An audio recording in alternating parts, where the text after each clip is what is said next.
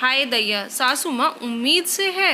लीजिए मिस्टर वर्मा, आपका लंच तैयार है। पूर्वी ने अमन को लंच पकड़ाते हुए बोला और चाय नाश्ता टेबल पर लगा दिया। जल्दी से आ जाओ, मैं जब तक मम्मी पापा को बुलाकर लाती हूँ। ऐसा बोलकर पूर्वी अपनी सासू माँ को बुलाने उनके कमरे में गई। पूर्वी ने देखा सासू माँ अपनी बहन से बात कर रही थी। पूर्वी की सासू माँ अपनी बहन से बोल रही थी कि हाँ सुमन, है तो गुड न्यूज़ ही। तेरे जीजा जी ने तो सारी तैयारी भी कर ली है। और पूर्वी ने देखा सासू माँ के गाल बोलते बोलते लाल होने लगे थे। पूर्वी का दिल ये सुनकर जोर जोर से धड़कने लगा। वो मन ही मन सोचने लगी, हाय राम, ये क्या हो रहा है। सब गुड न्यूज़ हमसे मांग रहे हैं, पर हमारी शादी को जुम्मा जुम्मा 4 महीने ही हुए हैं।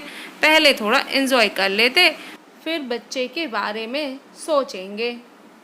यह सोचकर हम बच्चे के बारे में अभी सोच भी नहीं रहे और सासू माँ मेरे लिए देवर या ननद लाने की तैयारी कर बैठी हैं। हाय दैया, सासू माँ उम्मीद से हैं और मुझको बताया भी नहीं।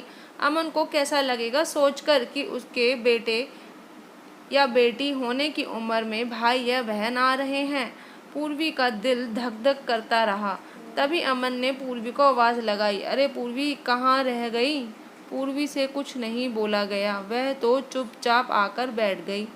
तभी सब आ गए नाश्ता करने के लिए। पूर्वी सोचने लगी कि अमन को ये बात कैसे बताए कि तभी पापा मम्मी भी आ गए नाश्ता करने के लिए। पापा जी ने देखकर बोले, अरे बहू, आज तो तुमने आलू के पराठे बनाए हैं, बड़ा मज़ा आएगा नाश्ता करने में। पूर्वी की सासू माँ ने पराठा प्लेट में डाला कि तभी ससुर जी बोले, कल तुमने अरे पार्वती, कल तुमने इमली की चटनी के लिए कहा था, मैं ले आया था कल। अभी लेकर आता हूँ, मेरे बैग में ही रह गया था। तुमको कब से खानी थी इमली की चटनी, मैं ले आया हूँ, अभी लाया, रुको। ससुर जी ने इमली की चटनी लाकर मम्मी को दे दिया। मम्मी जी ने फटाफट चटनी लेकर पराठे के साथ बड़े चाव से खाना शुरू किया। उंगलियों से भी चटनी को चाटने लगी। पूर्वी को ये सब देखकर चक्कर से आने लगे थे। वो तो बेहोश होने सी लगी थी। उसके नज़रों के सामने तो अपनी कोई छोटी ननद या देवर अपनी तोतली आवाज़ में बाबी बाबी करना नज़र आने लगा था। थोड़ी देर में अमन ऑफिस चला गया और सास ससुर भी शॉपिंग का बोलकर बाहर चले गए। पूर्वी का मन किसी काम में नहीं लग रहा था। उसने सोचा कि अमन को कॉल करके सारी बातें बताऊं। फिर सोचा क्या बताएगी, जब घर आएंगे तब ही बात करूंगी। और अभी तक तो सासू माँ ने भी नहीं बताया। हाय दैया, क्या सचमुच में ही सासू माँ उम्मीद से हैं। पूर्वी ने अनमने मन से घर का काम करने लगी। तभी पूर्वी के सास ससुर मार्केट से शॉपिंग करके आ गए। पूर्वी ने देखा कि ससुर जी ने शॉपिंग के सारे बैग खुद ही उठा रखे हैं और सासू माँ से बोल रहे हैं कि ज़रा धीरे धीरे संभल कर चलो। इतना सुनते ही पूर्वी के दिमाग की घंटी बजने लगी कि दाल में कुछ काला जरूर है। तभी सासू माँ ने आवाज़ दी कि पूर्वी बेटा, हमारा खाना हमारे कमरे में ले आना बेटा ज़रा। पूर्वी ने खाना लगाया और सासू माँ के कमरे में जाने लगी।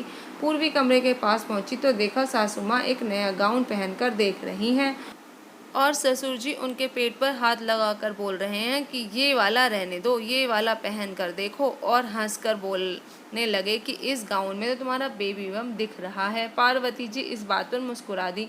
पूर्वी को देखकर दोनों बोले, अरे बेटा अंदर आओ। पार्वती जी बोली, देख बेटा, मैं 2-3 गाउन लेकर आई हूँ। हम एक सरप्राइज पार्टी रख रहे हैं, एक बहुत बड़ी गुड न्यूज़ है। हम तुमको भी ये गुड न्यूज़ उसी दिन बताएंगे। तब तक तुम भी सोचती रहो कि क्या गुड न्यूज़ है। और खाना यहाँ रख दो, हम खा लेंगे। तुम भी जाकर आराम कर लो बेटा, और तुम भी अमन के साथ जाकर शॉपिंग कर आना बेटा। आखिर हमारी बहू भी तो चमकनी चाहिए हमारी गुड न्यूज़ पार्टी में।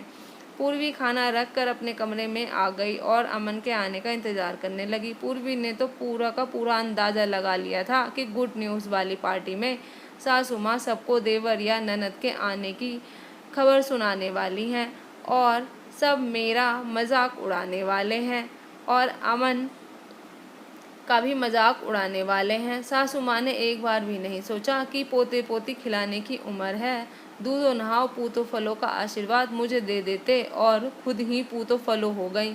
हाय दैया, अमन को कैसे बताऊंगी ये बात। अमन के ऑफिस में लोग क्या कहेंगे। बेटे बेटी खिलाने की उम्र में भाई बहन खिला रहे हो। तभी पूर्वी को बधाई हो फिल्म की कहानी याद आ गई। पूर्वी सोचने लगी कि सासू माँ की अपनी ज़िंदगी है, ज़िंदगी उनकी है तो फैसले भी उनके ही होंगे। उनकी कोई हसरत होगी। वैसे भी अमन उनका एक ही बेटा है। मैं कैसे सासू माँ के फैसले पर भला बुरा सोचूं। शाम को जैसे ही अमन ऑफिस से घर आया, पूर्वी बोली, अमन मुझे तुमसे ज़रूरी बात करनी है। अमन बोला, पहले मुझे चाय तो पिला दो। पूर्वी बोली, नहीं, पहले बहुत ज़रूरी बात करनी है, प्लीज़ इस बात को गलत तरीके से मत लेना। अमन बोला, ठीक है, बोलो पूर्वी। पूर्वी बोली, मम्मी जी गुड न्यूज़ पार्टी रख रही हैं, तुमको पता है क्या इस पार्टी के बारे में? अमन बोला, नहीं, हाँ मम्मी एक बार बोल रही थी कि उनका एक सपना है जो पूरा होने वाला है, जब पूरा हो जाएगा तब वो गुड न्यूज़ पार्टी रखेंगी। मम्मी जी ने बोला भी था कि तुझको एक बात बतानी है, लेकिन अभी तक बताई नहीं। पूर्वी बोली, अमन तुम भाई बनने वाले हो। अमन पूर्वी की तरफ देखता और ज़ोर ज़ोर से मुस्कुरा कर बोलता है, पागल हो गई हो क्या तुम? बाप की जगह शायद भाई निकल गया। खुशी से पूर्वी की तरफ देखकर बोलता है कि तुम सच बोल रही हो ना कि मैं बाप बनने वाला हूँ? पूर्वी बोली, मैं मजाक नहीं कर रही हूँ, मम्मी जी उम्मीद से हैं। अमन ने बोला, दिमाग खराब है क्या तुम्हारा, कैसी बातें कर रही हो? पूर्वी बोली, तुम्हें मेरी बात पर विश्वास नहीं तो चलो मम्मी पापा से पूछ लेते हैं, और इसमें दिमाग खराब होने वाली कौन सी बात है, ये उन दोनों का फैसला है। अमन का चेहरा देखने वाला था, उससे इंतज़ार नहीं हुआ और मम्मी पापा के कमरे में पूर्वी को लेकर चला गया और बोला, मम्मी पापा देखो, आपकी बहू क्या बोल रही है? पार्वती जी बोली, हाँ बेटा क्या बोल रही हो? अमन बोला, क्या बताऊँ माँ मैं आपको? माँ ये बोल रही है कि आप कोई गुड न्यूज़ देने वाली हो, मतलब आप उम्मीद से हो, मैं किसी का भाई बनने वाला हूँ। अमन के मम्मी पापा ये सुनकर ज़ोर ज़ोर से हंसने लगे। अच्छा पूर्वी बेटा, ये बताओ कि गुड न्यूज़ की पार्टी तभी देते हैं जब कोई उम्मीद से होता है, और तुझको किसने बोला कि तेरी सासू माँ उम्मीद से है? पूर्वी थोड़ी शर्मा गई। माँ, जब मैं सुबह आपके कमरे में आई थी तो आप मौसी जी से किसी गुड न्यूज़ की बात कर रही थी। फिर जब सुबह का नाश्ता कर रहे थे तब इमली की चटनी बड़े चाव से खा रहे थे। जब आप मार्केट से गाउन लेकर आए थे तब पापा जी बोल रहे थे कि आपका बेबी बम दिख रहा है।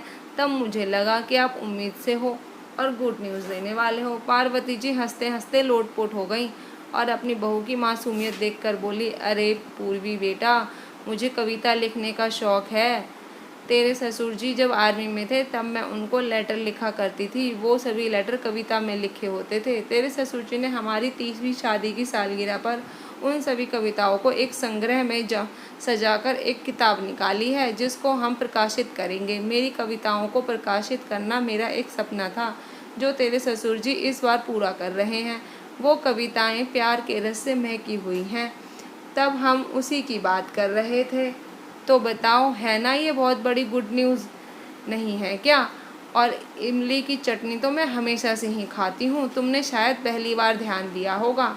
मैं जब भी नाइट गाउन पहनती हूँ तो मेरा ये तोंद दिखता है जिसको ये हमेशा से ही बेबी बम कहते हैं। सासू माँ की बातें सुनकर सभी ज़ोर ज़ोर से हंसने लगे। पार्वती जी बोली, उम्मीद तो तुमसे है हमें बेटा, तू सुना, कोई गुड न्यूज़ है क्या बेटा? मेरी उम्र में गुड न्यूज़ का मतलब दूसरा ही होता है बेटा।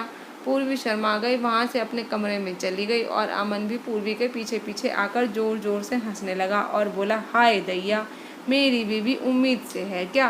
पूर्वी को खुद के ऊपर हंसी आ रही थी कि उसने पता नहीं क्या क्या सोच लिया। गुड न्यूज़ केवल वही वाली गुड न्यूज़ नहीं होती। तो दोस्तों, आज की कहानी आपको कैसी लगी कमेंट करके ज़रूर बताइएगा।